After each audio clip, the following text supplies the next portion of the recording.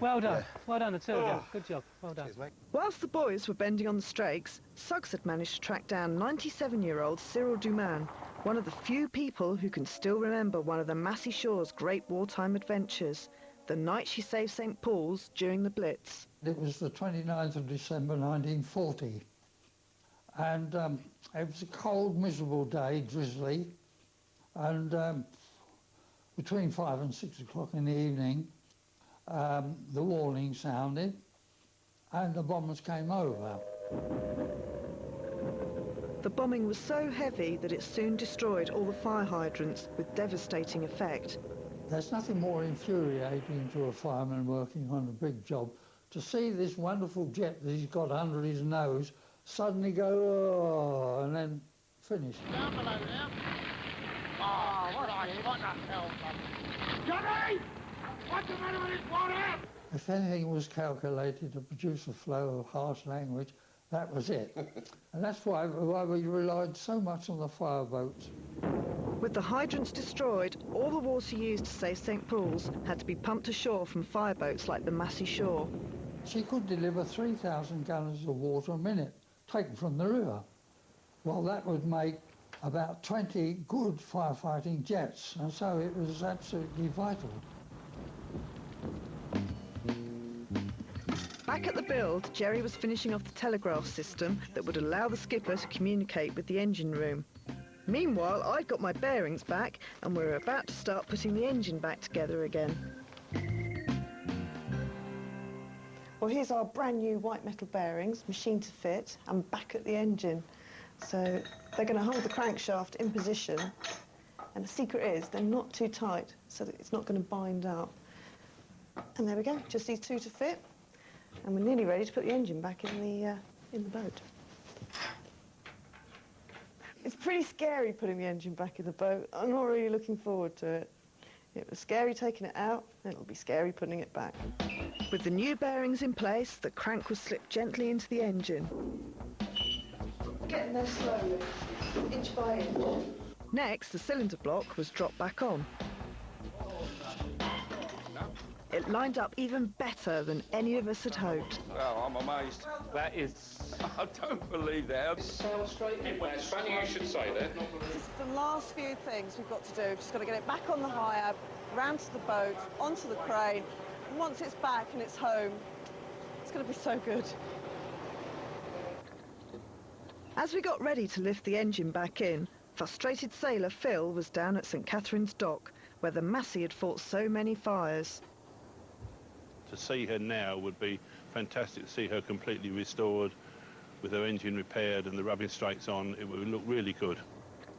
Knowing we were close to the big lift, Phil was getting a tad nervous. We've all got worries. I hope you've got a good crane driver and he's capable of driving the crane and getting the engine in a very small hole on the deck of the Massie Shore. She could split the decks, she could re-damage the engine after all the work's done. You have to pick a good day and the weather has to be good, or you could have a lot of problems. But he needn't worry, the thing only weighs 4 tons and hardly fits through the hatch. How hard can it be? Very. Just like getting it out, there was no room for rehearsals. We either inched it perfectly through the hatch, or we did a lot of damage on the way. That's good. Bedding down on the lip here. Stop there a minute.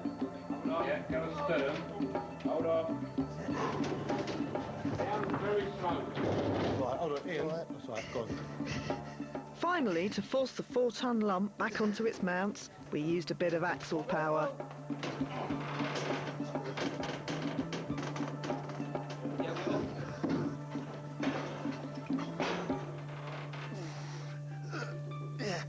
Yes, that's it. How are we looking? All right? Excellent. Yeah, we off? Ben? Well done. Geezer. Thanks for it. Brilliant, mate. With the engine block in, we had to get cracking. Not just with the engine, but everything else too. Why the sudden hurry? Well, Suggs had pulled off a bit of a coup. He'd managed to persuade Tower Bridge to open in our honour, but they'd only do it at high tide in 1 week's time. And come the appointed day, we'd still not actually managed to start the engine, so we were going right to the line.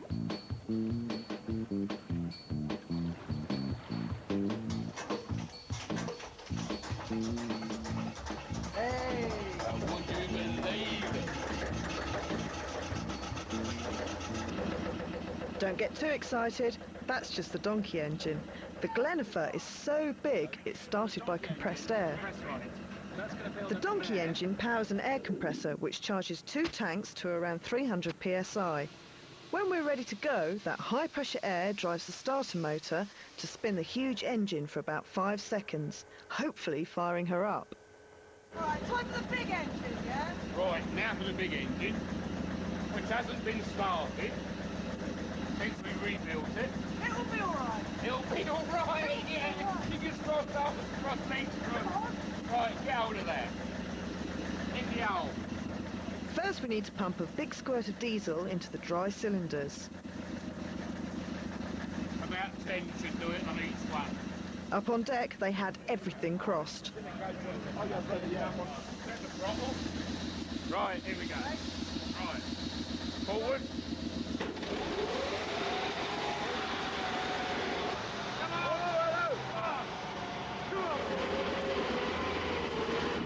And off. All smoke and no action. It was time to try again. But the clock was against us. We've got 2 engines, eh? Well, I reckon we've got about an hour and a half to get out in the water. If we don't get through the lock, that's it. Kind of a bit fine, aren't we? With high tide nearly on us, there was just time for one last attempt.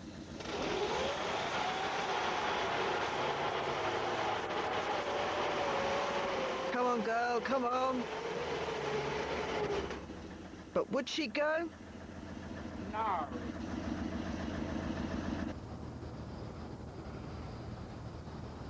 We were all devastated. We'd never failed to get a project finished in time before, but we did have one working engine.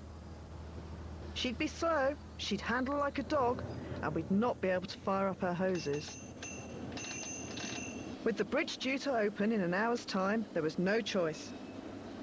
So Axel dusted off his old fireman's uniform and we headed off up the Thames on one engine.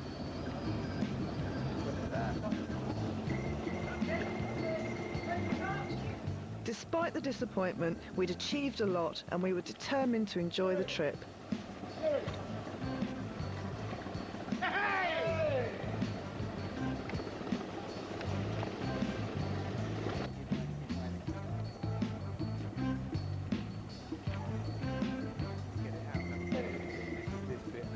You're lucky with the Massie Shore, you know that engine cover. Meanwhile, Phil and Suggs were waiting at Tower Bridge.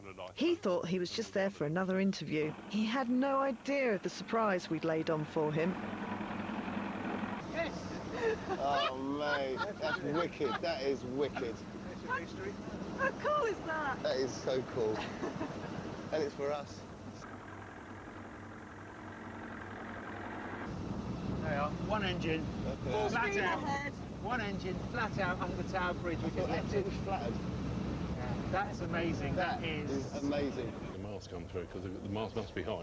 You must be big. You must have fair-sized masts. Otherwise, it makes a nasty noise when you hit the mast on the end of the bridge. Oh, hello. It's the Massie Shore. What? It's the Massie Shore. As the bridge opened, Phil was convinced it must be a tall ship coming through. How wrong he was.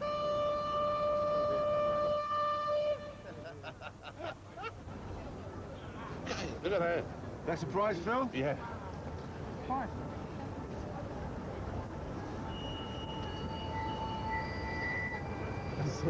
Thank you very much. Unbelievable. That's made my year. It's made my life, mate. That's... It does make me emotional when I see her.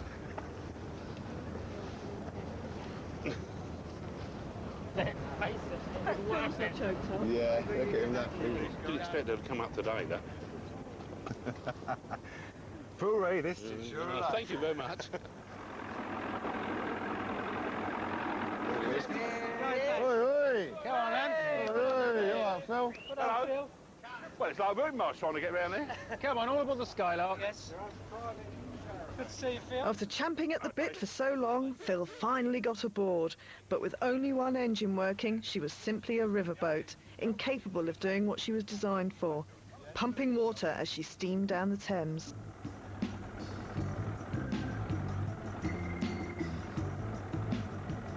And that's why you find me down in the engine room a year later, because the engine's still not working properly and she's got a hot date coming up at the London International Boat Show.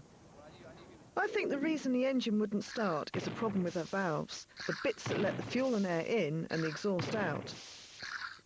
Either they're not opening at the right time, or one or two of them are stuck.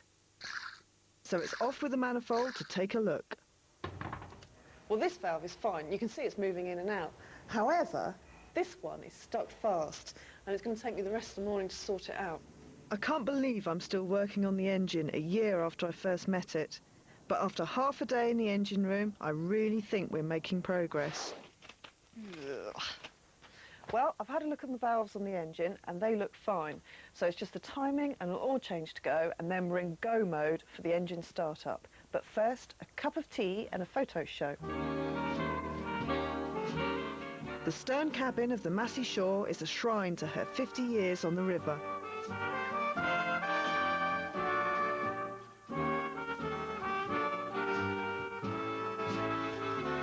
This is her on her first shout. That's fireman speak for call-out. The Colonial War fire of 1935. They say she paid for herself on that one job alone. One of her biggest adventures was in 1940 when a group of volunteers took her over to Dunkirk to help with the evacuation of British troops. It was May of that year that half the British Army was stranded on the beaches of northern France, and Britain was staring defeat in the eye. That's when the call went up for the little ships to take to the water and bring them home. 13 volunteers answered the biggest shout in the Massie Shore's history and headed down the Thames and out to sea, pausing only to buy a compass on the way. The Massie's size and shallow draft made her the perfect rescue boat, and in all, she's credited with bringing home over 600 men.